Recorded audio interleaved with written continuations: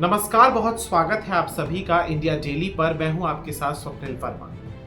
चक्रवाती तूफान दाना ओडिशा के धामरा तट से टकरा चुका है। देर रात ये पूरी की पूरी घटना हुई और उसके बाद तेज बारिश, पेड़ों का उखड़ना, साथ ही काफी ज्यादा नुकसान होने की भी संभावना है।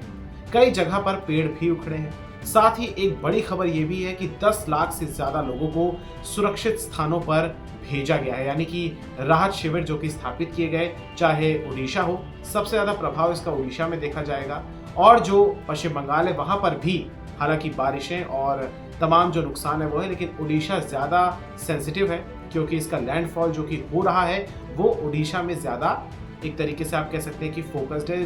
भारत की जो दोनों तटीय राज्य हैं, जिसमें वेस्ट बंगाल हो यानी कि पश्चिम बंगाल या फिर ओडिशा, यहाँ पर कई सारे चक्रवाती तूफान आते रहते हैं।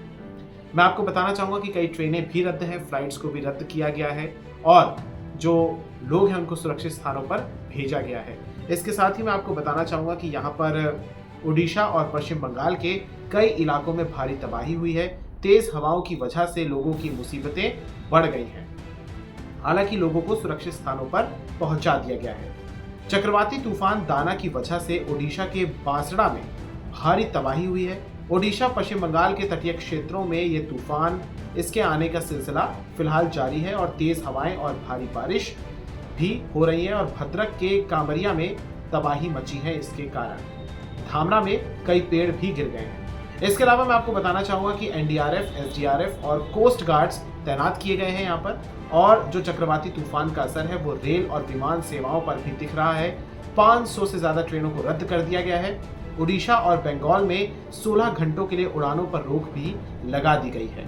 कई जगहों पर पेड़ भी उखड़े हैं और बिजली के तार भी टूटे हैं, जिसमें पूर्वी मेदिनीपुर में जो कि पश्चिम बंगाल का इलाका है, यहाँ पर चक्रवात का सबसे ज्यादा असर देखने को मिल रहा है और दीघा में भी कई जगहों पर बारिश हुई है। कई जगहों पर बिजली के तार भी टूटे हैं, खंभे उखड़े हैं, लिहाजा बिजली की जो सेवाएं हैं वो भी ठप हो चुकी हैं। इसके अलावा जो स्थानीय अधिकारी हैं, सरकारी अधिकारी हैं, वो भी एक तरीके से अलर्ट हैं। लोग सुरक्षित हैं, उन तक राहत सामग्री पहुंचाई जा रही है और लगातार हवाओं और भारी बारिश का आकलन किया जा रहा है, अनुमान लगाया जा रहा है, मौसम विभाग हो और जो नुकसान भी हो रहा है उसके भी एक तरीके से आकलन किया जा रहा है। बात अगर करें तो शुरुआती 6 घंटों में 15 किलोमीटर प्रति घंटे की गति से उत्तर उत्तर पश्चिम की ओर ये बढ़ रहा था जो दाना है, और फिर केंद्रपाड़ा जिले के भीतरकनिका और भद्रक जिले के धामरा के बीच ये पहुंचा। तब हवा की गति करीब 110 किलोमीटर प्रति घंटे की थी। चक्रवाती तूफान दाना का केंद्र जमीन पर पहुंचा तो फिर हवा की गति 120 किलोमीटर तक पहुंचने की भी उम्मीद है। बात अगर तैयारियों की करें तो ओडिशा के मुख्यमंत्री हो मोहन मांझी या फिर ममता बनर्जी हो, दोनों ने एक तरीके से ये बात कही है कि उनकी सरकार किसी भी तरीके की जो स्थिति है, आपदा स्थिति है, उससे निपटने में सक्षम है। तैयारियां जोरों शोरों से चल रही हैं। दोनों ने एक कंट्रोल रूम में जाकर मॉनिटरिंग भी की कि किस तरीके के प्रबंध वहां पर किए गए हैं। इसके अलावा मैं आपको बताना चाहूँगा कि सीएम मांझी से बात भी की पीएम मोदी ने और जायजा लिया कि किस तरीके की वहाँ पर तैयारियां हैं। मुख्यमंत्री मोहन चरण मांझी ने भी बताया कि प्रधानमंत्री मोदी और केंद्रीय गृह मंत्री अमित शाह ने तूफान से निपटने के लिए ओडिशा सरकार की तैयारियों के बारे में जानकारी ली।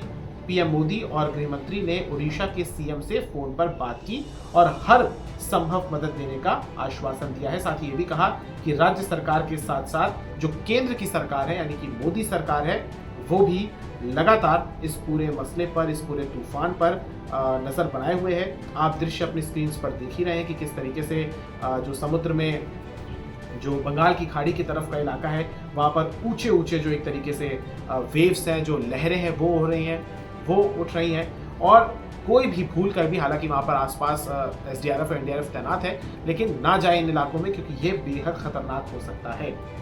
इसके अलावा यहाँ पर मुख्यमंत्री मोहन चरण मांझी ने भी बताया कि बालासोर जिले में सबसे ज्यादा लोगों को निकाला गया है सुरक्षित, जहां पर 1,72,916 लोगों को सुरक्षित स्थानों पर पहुंचाया गया। इसके बाद मयूरभंज में 1 लाख से ज्यादा लोगों को निकाला गया है, सुरक्षित स्थानों पर भेजा गया है। एक और खुशखबरी है कि इस तूफान के बाद स्वास्थ्य केंद्रों में शिफ्ट की गई 4,431 गर्भवती महिलाओं में से 1600 ने बच्चे को जन्म दिया है और उन्होंने ये भी कहा कि कुल मिलाकर राज्य में 5,84,888 लोगों को खतरे वाली जगह से सुरक्षित निकाला गया है, जो कि तादाद बढ़ सकती है। ये लोग चक्रवात आश्रयों में रह रहे हैं, जहां पर भोजन, दवा, पानी सब कुछ दिया जा रहा है। जाते जाते कुछ अंतिम स्थानों की बात भी मैं कर लेता हूं जहां पर लोगों का रेस्क्यू किया गया है, जिसमें बालासोर में, जैसा कि मैंने आपको बताया, सबसे ज्यादा 1,72,000 से ज्यादा, फिर मयूरभंज में 1 लाख से ज्यादा, भद्रक से 75,000 लोगों को, जाजपुर से 58,000 लोगों को, केंद्रपाड़ा से 46,000 लोगों को निकाला गया है। तो कुल मिलाकर 10 लाख लोगों को सुरक्षित स्थानों पर भेजने का एक तरीके से टारगेट यहाँ पर रखा गया है।